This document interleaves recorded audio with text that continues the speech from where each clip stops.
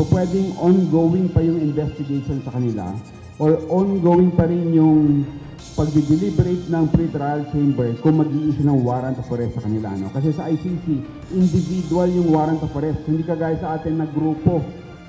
Matapos ang pagkakaaresto kay dating Pangulong Rodrigo Duterte, wala pang inilalabas na warrant of arrest ang International Criminal Court laban sa co-perpetrators o mga kapwa-akusado ng dating Pangulo sa kasong crimes against humanity na murder, kaugnay ng mga napatay sa madugong kampanya kontra iligal na droga. Ayon sa ICC accredited lawyer na si Attorney Joel Butuyan, sa naturang warrant of arrest ng ICC, bukod sa dating Pangulo, mayroong siyam na kapwa-akusado at ibang Philippine National Police officials na dawit sa kaso. Ayon sa abogado, maaaring nagsasagawa pa rin ng investigasyon ng ICC bago ilabas ang warrant of arrest sa mga ito. So pwedeng nag-case build up pa o pwedeng naihain na pero ini-examine pa ng pre-trial chamber kung talagang merong grounds or kung anong charges yung para sa kanila. So pwedeng it's under consideration or pwedeng it's on its way or pwedeng nandyan na, no? Bubulagahin na lang tayo. Isa si dating PNP chief at ngayon Senador Ronald Bato de la Rosa sa mga kapwa-akusado.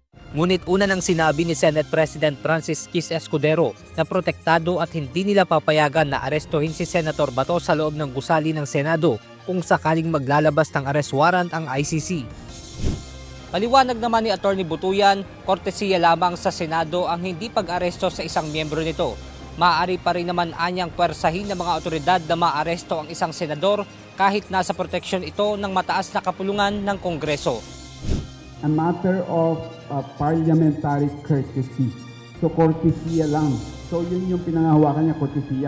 Whether or not i-honor ng executive branch, yung courtesy na yan, it is within the discretion of the executive.